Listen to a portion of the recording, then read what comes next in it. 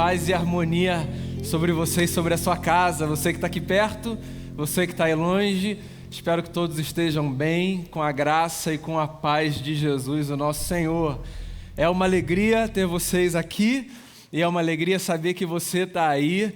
E eu quero convidar todos, os de perto e os de longe, para voltarmos os nossos olhos para o primeiro livro do profeta Samuel, no capítulo de número 2, porque eu quero conversar com você nessa manhã sobre a sua casa, sobre a nossa casa.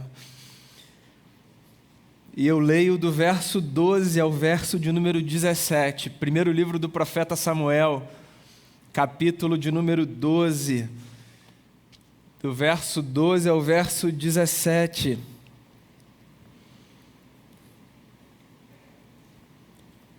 Diz assim a palavra do Senhor, olha só. Os filhos de Eli eram ímpios, não se importavam com o Senhor, nem cumpriam os deveres de sacerdotes para com o povo. Sempre que alguém oferecia um sacrifício, o auxiliar do sacerdote vinha com um garfo de 3 dentes, e enquanto a carne estava cozinhando, ele enfiava o garfo na panela, ou travessa, ou caldeirão, ou caçarola, e o sacerdote pegava para si tudo que vinha no garfo. Assim faziam com todos os israelitas que iam a Siló. Mas antes mesmo de queimarem a gordura, vinha o auxiliar do sacerdote e dizia ao homem que estava oferecendo o sacrifício: dê um pedaço dessa carne para o sacerdote assar. Ele não aceitará de você carne cozida, somente crua. Se o homem lhe dissesse: deixe primeiro a gordura se queimar, e então pegue o que quiser, o auxiliar respondia: não, entregue a carne agora, senão eu a tomaria à força. O pecado desses jovens era muito grande à vista do Senhor, pois eles estavam tratando com desprezo a oferta do Senhor. Eu quero parar aqui. Esse é um pedaço de uma grande história que eu encorajo você a ler depois na sua casa, com a sua família. A história da casa de um sacerdote, um homem santo, piedoso, chamado Eli, mas que na sua trajetória ensina para a gente não com o que fazer, mas talvez com o que evitar, formas de pensarmos na nossa casa. Por sinal, quando eu disse ainda há pouco que eu queria conversar com você sobre a nossa casa, não é sobre essa casa especificamente, sobre esse ambiente que a gente chama de casa, a nossa casa igreja, o nosso prédio, o nosso templo, a grande família da fé. Eu queria pedir licença para conversar com você nessa manhã sobre a sua casa e sobre a minha casa também, sobre aquele espaço que, penso eu, nós consideramos o espaço ou o ambiente mais sagrado da nossa existência. A casa tem muitas representações da nossa vida. E é curioso perceber como algumas das representações que a casa carrega, elas se valem, por exemplo, de linguagem religiosa para que a gente explique essas representações, mesmo que a gente não seja gente religiosa. Por exemplo, quando eu falo da sacralidade do lar ou da casa, você não precisa ser uma pessoa religiosa para entender do que eu estou falando, porque afinal de contas, em qualquer lugar, qualquer pessoa sabe o que significa tratar a própria casa como um ambiente sagrado, certo? A ideia do sagrado ultrapassa os limites da religião.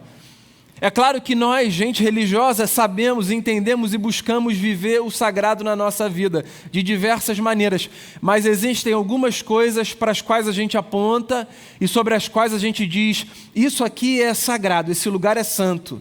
Não entra aqui, porque eu vou defender esse lugar como eu não defendo nenhum outro. Cuidado com o que você diz sobre o que se passa aqui, porque isso aqui é a minha casa, eu defendo, eu protejo. Olha lá o que você vai fazer, olha o que você deseja.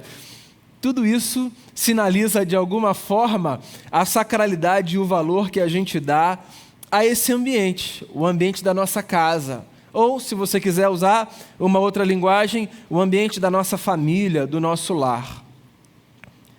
Eu acho esse texto bacana porque, em tese, esse texto é um texto que faz a gente pensar na sacralidade da casa, olhando para uma família que muitos tomariam como a família modelo.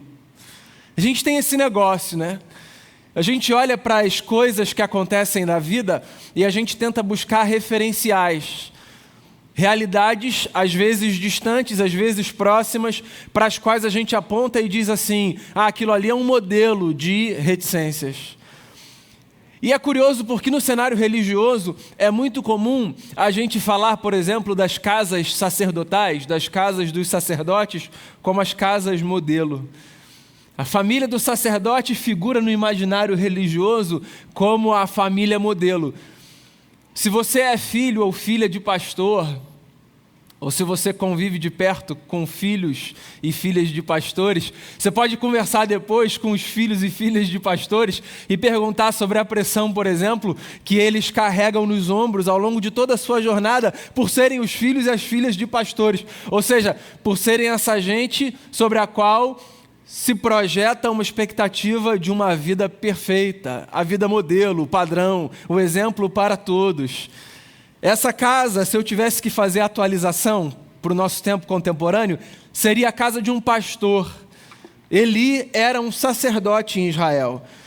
E das figuras oficiais do Israel antigo, talvez a figura do sacerdote fosse a que mais se aproximasse dessa figura pastoral, dessa figura sacerdotal, da nossa experiência cotidiana.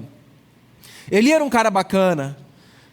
O pouco que o livro de Samuel fala sobre esse sacerdote dá a mim, pelo menos, a sensação de que esse senhor era um senhor muito piedoso, um senhor que cuidava das coisas de Deus, mas que tinha um problema no seio da sua família, um problema da sua casa, no seu núcleo mais íntimo.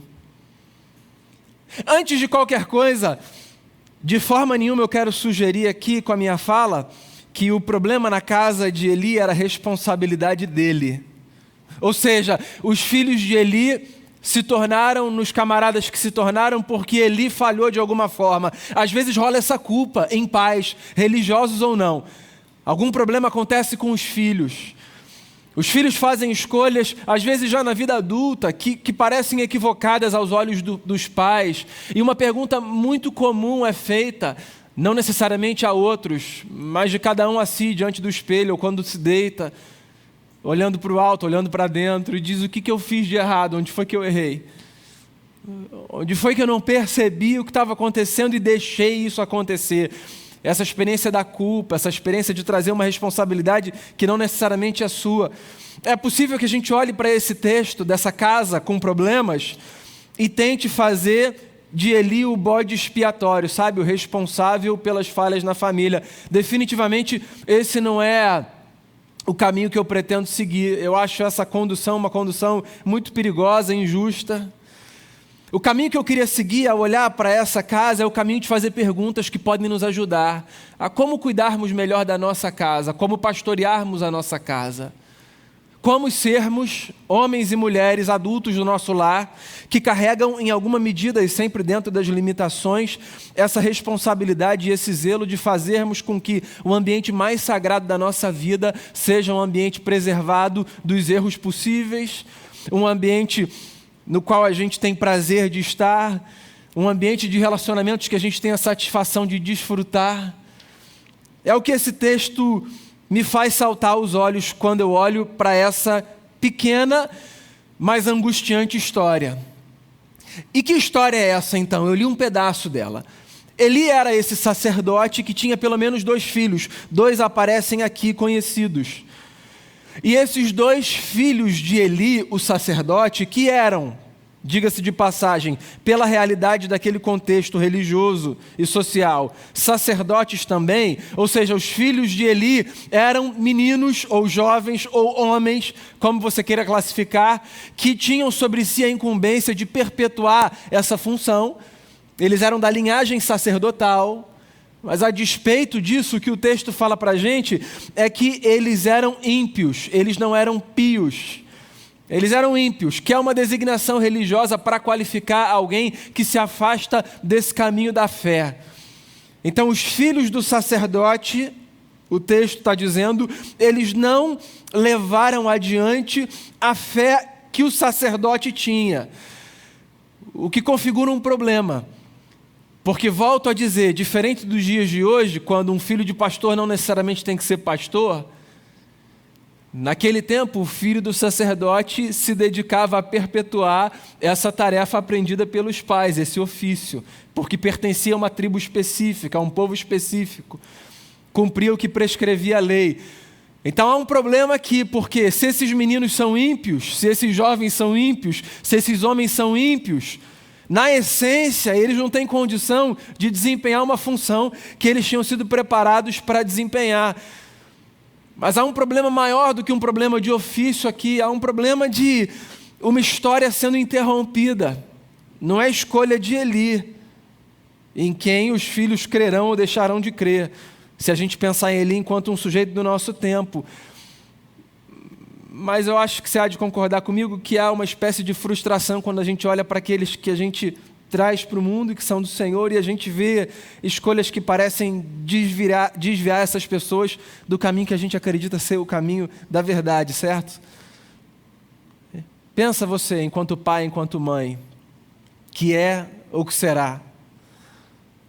Se uma das coisas que você mais deseja, por exemplo, para os seus filhos e para os filhos dos seus filhos, para a sua descendência, é que os seus meninos e meninas perpetuem a fé que você um dia ofereceu a eles, apresentando a eles, quer seja nos momentos mais assim precoces da vida, apresentando, batizando, quer seja nos momentos mais tardios. Uma das coisas que a gente mais cultiva dentro da gente é o desejo de que os nossos perpetuem esse legado da fé, passando adiante esse bastão da crença no Cristo, de uma vida calcada nos valores do Evangelho. Isso é o que a gente deseja, isso é o que a gente espera. O que às vezes eu acho que não necessariamente a gente realiza, e esse é o meu ponto com essa fala, é que, mais do que de qualquer outra coisa, essa tarefa é uma tarefa nossa. Essa responsabilidade é uma responsabilidade nossa. Esse texto aqui, que fala dos filhos de um sacerdote, que a despeito de ser ele, o sacerdote pio, eram ímpios, esse texto me leva a fazer algumas perguntas sobre as minhas responsabilidades enquanto pai, ou sobre as nossas responsabilidades enquanto parte de uma comunidade que olha para uma geração abaixo da nossa e diz que contribuição a gente pode dar para que não morra com a gente aquilo que a gente crê, entende? Porque você pode não ser um pai, uma mãe de alguém, literalmente, mas você pode fazer parte de uma comunidade que vive com essa consciência de que é a nossa responsabilidade passar o bastão. Quando Damião falou, por exemplo, aqui da alegria de ver as crianças correndo, e como eu nutro essa expectativa, eu acho que das coisas que eu espero voltarem a acontecer, quando esse tempo todo passar, eu acho que o que eu mais espero para a gente, enquanto comunidade, é poder ver exatamente isso, sabe? O barulho das crianças. As crianças correndo, saindo, vindo aqui na frente, se ambientando com essa casa, indo para as salas, identificando os amigos, as amigas, os tios, as tias, lanchando, ouvindo a tia Lili, em contato com os professores. Essa é uma das coisas que eu mais quero. Esse é um dos maiores medos que eu tenho, sabe? A gente não voltou ainda, por exemplo, com as atividades das crianças por uma questão de responsabilidade dentro do nosso entendimento. A gente acha que não está na hora, pela equipe de voluntários, por uma série de fatores. Mas você sabe que um dos maiores medos que eu tenho é de os meus filhos, por exemplo, começarem a se distanciar afetivamente desse lugar e, consequentemente, da fé, não tanto da fé, porque a tarefa de perpetuar a fé não é uma tarefa da instituição, é nossa, é minha, da Denise, é sua, do seu cônjuge, é da participação dos tios, dos avós, dos amigos, é comunitária, mas é mais das figuras parentais. Mas assim, esse lance de olhar para esse prédio e falar: isso aqui é a nossa casa. A gente tem uma relação afetiva com esse lugar, é verdade ou mentira? Eu não sei há quanto tempo você tem vindo aqui. A gente fez uma pausa em março/abril, né? Eu me lembro, por exemplo, em setembro, quando a gente reabriu. Algumas pessoas chegando nos primeiros domingos delas aqui. Geralmente o primeiro domingo da pessoa aqui, depois de um tempão sem vir, é um domingo muito emotivo. O culto não tinha começado ainda, não tinha tido música que sensibilizasse, não tinha tido uma fala com a qual se identificasse, não tinha rolado nenhuma oração. A pessoa chegava, ela sentava no seu banco de estimação, porque todo crente tem um banco de estimação. E aí ela se emocionava, se sensibilizava olhando, porque a gente tem uma relação afetiva com isso daqui. Agora, você imagina, a gente já voltou, tem crianças que estão aqui com os pais, o que eu acho bacanérrimo.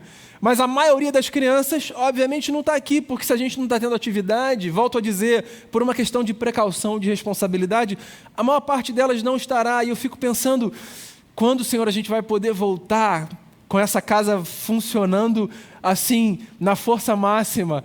Porque dentre tantas coisas eu quero que os meus filhos, e os filhos dos meus amigos, e os seus filhos, e os seus netos, e os seus bisnetos, eu quero que as nossas crianças aprendam pedagogicamente que essa casa é a nossa casa, é a casa do Papai do Céu, é a casa do Senhor. Eu quero. Outro dia um amigo que estava sentado lá no último banco, domingo passado, na celebração da noite, mais uma vez aconteceu.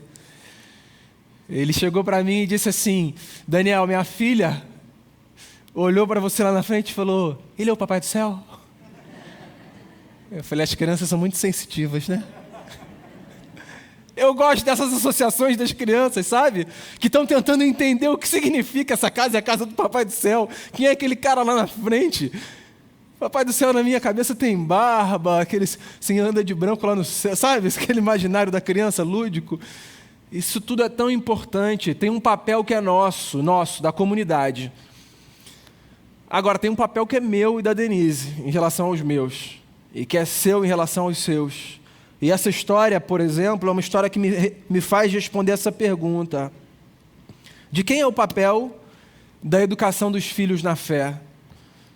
Porque aqui no caso de Eli, Eli é pai desses dois camaradas, desses dois homens, Ofni e Finéias, são os seus nomes. É do sistema o papel de fazer com que a fé seja transmitida, ou é do Eli? Volto a dizer, existe uma colaboração do sistema fundamental, mas esse é o meu ponto. Existe uma responsabilidade que não pode ser terceirizada, jamais, que não é fácil de ser desempenhada, que nem sempre se desenrola da maneira como a gente planeja, mas que, a despeito de qualquer coisa, não pode ser terceirizada. E olha só, nesse ponto eu sou muito conservador, muito conservador. Existem muitos benefícios que a gente desfruta dessa cultura de prestação de serviço e de terceirizações na qual a gente está imerso. A gente vive numa sociedade que cada vez mais pode se beneficiar da terceirização de serviços, da prestação de serviços, e que obviamente tem os seus muitos efeitos colaterais, mas num certo sentido, para quase todas as áreas da vida, nós encontramos serviços prestados dos quais nós podemos nos beneficiar. Existe tanto isso, que inclusive a religião, que não deveria fazer parte desse pacote de serviços prestados, entrou nesse pacote. Então, para muita gente, a vivência da fé nada mais é do que mais uma experiência de prestação de serviço. Não sei se você já parou para pensar nisso. Tem gente que consome fé como consome um produto ou um serviço de qualquer outra área. E isso é muito problemático, isso é muito perigoso. Porque do ponto de vista sensorial, do ponto de vista da experiência, você até pode ter uma experiência que você julga nota 10, de 0 a 10, consumindo religiosidade. Você pode ir num culto que tem uma palavra que te apeteça, que tem uma música que você curta, que tenha um ambiente que te satisfaça. Você pode consumir pela internet produtos religiosos que são oferecidos assim, para os mais diversos gostos, qualquer momento do dia. A gente vive num tempo assim. Se você quiser ser um consumidor de fé, você pode. Não que isso seja uma recomendação. Eu espero que você esteja entendendo a minha fala. Mas a gente vive num tempo em que a experiência de fé foi transformada em mercadoria. De modo que você pode viver consumindo produto religioso que vai te dar a sensação de que você está se alimentando na fé. Mas em algum momento essa experiência vai colocar diante de você lacunas não preenchidas e problemas para os quais você não encontrará respostas nessa dinâmica de deixa eu pegar um produto aqui, um produto ali, um produto acolá. E eu acho que esse lance da experiência, sabe, de perpetuar a fé e de passar, ele é um lance que faz a gente pensar na nossa responsabilidade principal de levarmos adiante aquilo que dos nossos pais nós recebemos, de nós levarmos adiante. Nesse sentido, eu acho que a pandemia acabou sendo uma espécie de chacoalhada nesse sistema de transformar a fé num produto religioso, porque diz para mim, nesse momento, por exemplo, em que os nossos filhos estão privados, e eu vou colocar aqui muitas aspas, tá? Para você entender essa minha fala dentro do contexto. Nesse momento em que os nossos filhos estão privados do serviço religioso, do entretenimento religioso, sabe? Nesse momento que os nossos filhos estão privados dessa experiência da gente delegar um terceiro e dizer, cuida dele, ensina aí para mim, por favor, a fazer oração, a ler a Bíblia e a tirar uma lição bacana da Bíblia, nesse momento que não está acontecendo isso, o que está acontecendo então com eles? Sejam eles pequenos, que fica mais fácil perceber essa dinâmica, sejam eles maiores, sejam eles adultos. É claro que as responsabilidades vão mudando, a configuração da responsabilidade muda, mas esse momento é um momento que faz a gente pensar. Por exemplo, a gente quer que volte porque a gente não aguenta mais ficar sem o serviço prestado. A gente quer que volte funcionando no full, no modo completo, na força total, porque a gente não aguenta mais ficar sem serviço prestado, a gente precisa consumir, porque olha só o que está acontecendo, meus filhos aí.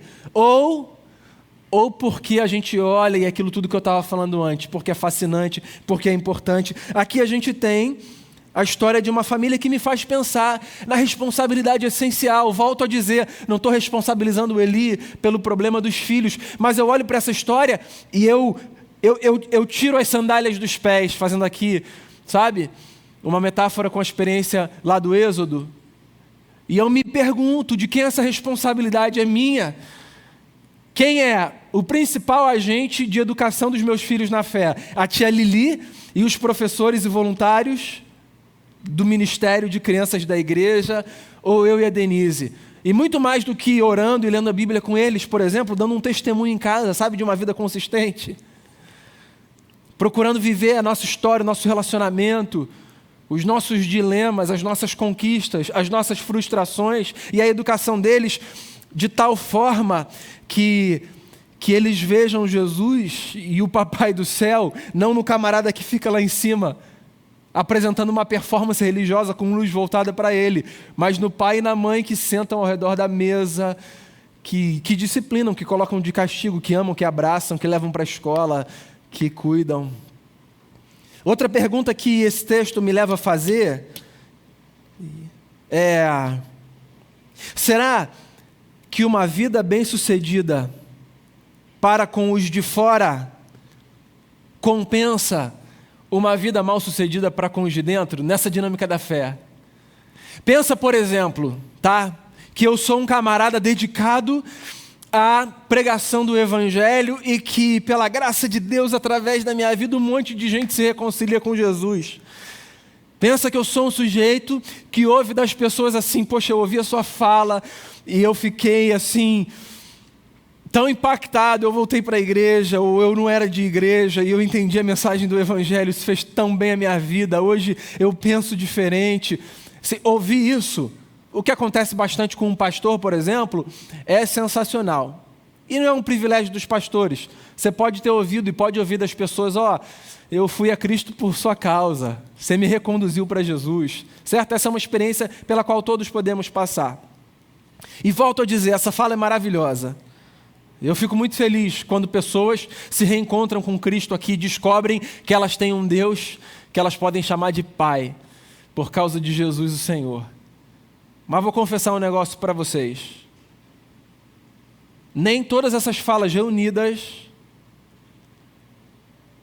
têm um significado maior para mim do que ouvir essa fala da boca de duas pessoas apenas. Com todo o respeito a todo mundo que diz, você entende o ponto? De duas pessoas eu quero ouvir isso na sinceridade do coração. Por quê? Porque por mais que eu tenha consciência do meu papel, ou seja, enquanto um sujeito que participa desse ofício religioso, enquanto um cristão que tem a incumbência de levar o amor de Deus para onde eu puder no mundo, sim, tem duas vidas que estão aqui debaixo dos meus braços, cada vez cabendo menos aqui, porque eles estão crescendo, e que um dia me carregarão nos braços quando esses papéis forem invertidos, certo? Vai acontecer, né? Essas duas vidas são as vidas pelas quais eu desejo medir o meu sucesso. Acho que esse é um negócio que a gente pode pensar na fé. Seja você alguém que trabalha no ambiente religioso ou não. Vamos pensar assim, ó. Se a gente puder escolher a medida do nosso sucesso na fé, pensa em dedicar a sua vida de tal forma que a medida do seu sucesso na fé passe pelo impacto da sua experiência naqueles que estão mais próximos de você. E aí aqui eu quero sair um pouco da dinâmica dos filhos, porque você pode ser um casal sem filho, tá? Você pode ser uma pessoa que nem faz parte de um casal. Então pensa assim, nas pessoas mais próximas, talvez elas sejam o que de mais perto pode haver dessa dinâmica dos filhos. Quais são as pessoas mais perto de mim? Eu quero marcar o mundo marcando a casa. Eu quero impactar o mundo impactando a casa. Até porque, como o mundo é uma coisa muito grande, é muito mais fácil a gente ser um sucesso no mundo do que ser um sucesso na casa. O mundo é muito grande, é muito abstrato. Então, por exemplo, quando a gente ouve coisas do tipo, fulano, aquele cara é o cara mais bem sucedido na área dele. Aquela mulher é a mulher mais incrível na área dela. Essas falas, elas são mais fáceis de serem sustentadas do que as falas mais intimistas. Do tipo, cara, fulano melhorou muito no casamento, ele está melhor do que ele foi no passado. Percebe? A fala do mundo é mais fácil de ser sustentada do que a fala da casa. Porque o mundo é muito grande. Qualquer coisa cuja referência seja muito grande, é fácil a gente jogar qualquer frase. Então, assim, como a gente mede o nosso sucesso? Será que compensa uma vida toda bem-sucedida do lado de fora e problemas no núcleo, não pela contingência da vida, porque sempre vai haver problemas, mas porque deliberadamente, intencionalmente, eu optei por ser um sucesso do lado de fora e negligenciei o meu desafio de ser bem-sucedido do lado de dentro? Aí eu amplio aqui o leque, tá, pessoal? A gente não precisa pensar apenas nesse lance da transmissão da fé. Pensa no nosso papel, por exemplo, de formação de caráter, de prover segurança, estabilidade emocional. Cuidado com esse negócio de querer ser um sucesso do lado de fora e de deixar falhas que não precisariam acontecer do lado de dentro. Cuidado. Isso é muito sintomático do tempo que a gente vive. A gente vive num tempo que as pessoas querem brilhar. A gente vive num tempo em que a gente acredita que a gente precisa brilhar o tempo todo. Ninguém pode ser ordinário mais, a gente precisa ser extraordinário o tempo todo.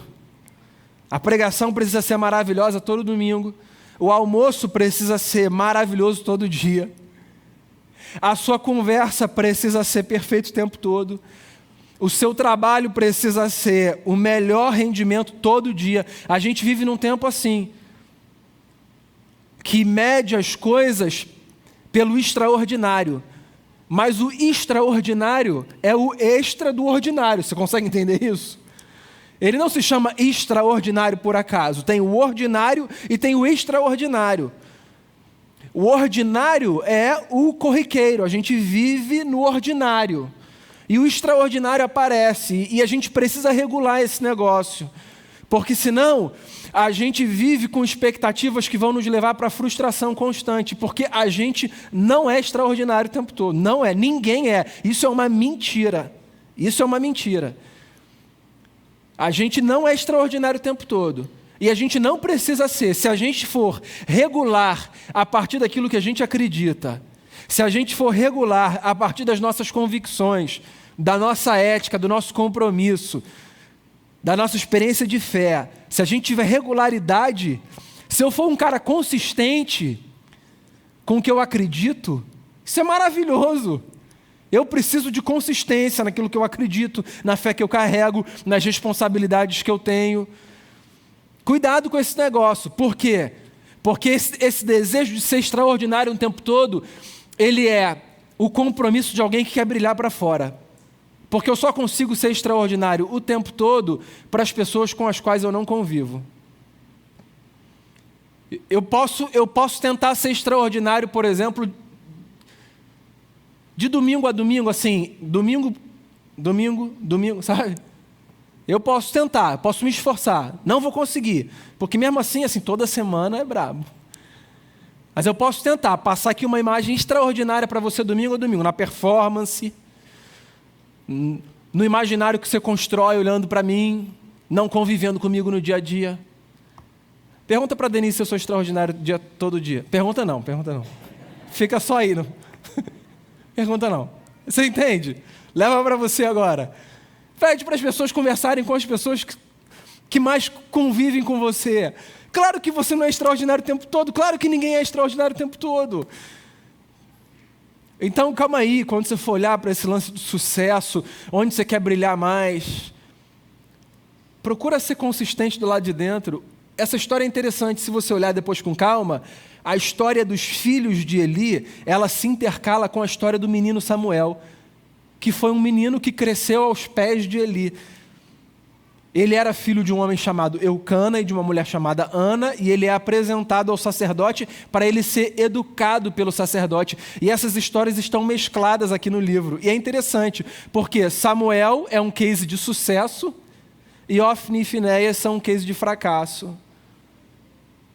E eu volto a dizer, não estou responsabilizando Eli. Eu não quero que você termine essa mensagem dizendo Eli, caiu no meu conceito. Não é isso.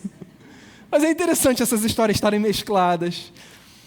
O menino de fora brilhou, os de casa falharam. E tem mais uma pergunta, e eu fecho com ela, a minha conversa com você nessa manhã. Tem mais uma pergunta que esse texto me leva a responder, a partir do último verso, que é o verso 17. E a pergunta é: qual é a nossa preocupação com o valor que os nossos filhos dão ao sagrado? Porque o verso 17 me leva a fazer essa pergunta? Porque o verso 17 diz objetivamente o seguinte: o pecado desses jovens era muito grande à vista do Senhor, porque eles estavam tratando com desprezo a oferta do Senhor. Outra versão que eu gosto muito de ler, que é a versão A Mensagem, diz assim: o pecado deles era muito grande porque eles estavam tratando com desprezo a oferta sagrada. Esses jovens eram filhos do sacerdote e eles desrespeitavam o sagrado, não apenas o sagrado do seu pai, não apenas o que eles deviam tratar como sagrado, mas o sagrado do outro. Porque o texto diz que toda vez que alguém ia lá levar a oferta, a carne para o sacerdote oferecer e queimar a gordura, que é todo um ritual do culto dessa gente, quando a oferta era levada, o que os filhos do Eli faziam? Iam lá, metiam o garfo, pegavam a carne mais gorda, pegavam a picanha e faziam um churrasquinho. E a questão não é a picanha, não. A questão é: como é que você invade o sagrado do outro e desrespeita o sagrado do outro assim? Quem você pensa que é nessa vida para desrespeitar o sagrado alheio?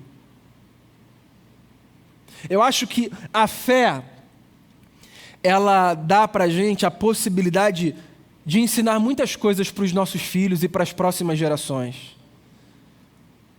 E eu penso que das coisas mais importantes que a fé nos possibilita ensinar para os nossos filhos e para as próximas gerações, seja qual for essa fé, tá? Agora não estou falando da fé cristã, não. Qual for a fé, seja qual for, uma das coisas mais importantes que a fé nos possibilita ensinar para o próximo, para os nossos filhos e para a próxima geração é: o sagrado de todo mundo precisa ser respeitado. De todo mundo. Seja esse sagrado um sagrado religioso ou secular. Esteja eu falando da religião do outro ou da casa do outro, ou daquilo que o outro considera como sagrado. Eu não tenho o direito, e ninguém tem o direito, de profanar o sagrado alheio. Porque o sagrado alheio é um solo que a gente só pisa com licença. Então, por exemplo, quando a gente vê episódios de intolerância religiosa, às vezes tratados com passadas de pano, por exemplo, por parte de cristãos, quando a gente no nosso país vê episódios de intolerância religiosa contra adeptos de outras religiões, a gente fica quieto, a gente não fala nada, a gente não diz assim, isso é uma violência, isso é uma afronta contra Deus. O que a gente está fazendo é permitindo que o sagrado do outro seja profanado. Quando a gente lê no nosso contexto matérias, por exemplo, jornalísticas que falam sobre destruição de terreiros, de espaços do sagrado alheio. Quando a gente lê matérias em outros países, porque essa não é a nossa realidade aqui, com destruição de templos, templos queimados, cruzes queimadas. Quando a gente vê, por exemplo, a utilização, isso acontece aqui no nosso país, lamentavelmente, de objetos que nos são valiosos à nossa fé e que são transformados em objeto de escárnio para afronta, e a gente não fala nada, a gente não ensina aos que estão perto, e a gente não empresta a nossa voz, o que a gente está fazendo é contribuir para uma cultura que diz respeito ao sagrado alheio. E a gente não vai avançar enquanto sociedade quando e enquanto o sagrado alheio for desrespeitado, porque o sagrado é uma coisa que a gente devia preservar. Eu sofreria profundamente se alguém transformasse esse lugar num lugar de escárnio, de profanação. Da mesma forma que me faz sofrer quanto qualquer outro lugar é transformado num lugar de escárnio e de profanação. Eu morreria se alguém atentasse contra a minha família. Eu não sei o que eu faria se alguém se levantasse contra os meus. Não é isso que a gente diz? Que nós somos empurrados para a nossa versão mais bestial quando alguém vem e invade, por exemplo, o lugar mais sagrado que a gente tem? Pois então, seja o sagrado religioso ou não religioso, o sagrado é o sagrado. E desde pequeno eu preciso ensinar aos meus filhos que sagrado é sagrado. Aquela ali, Lucas e Felipe, é a casa do amigo de vocês. Se vocês quiserem entrar, toquem a campainha e perguntem se vocês podem. Isso é ensinar a respeitar o sagrado. Aquilo ali, não é o brinquedo de vocês, certo? É o brinquedo do amigo de vocês. Você quer brincar?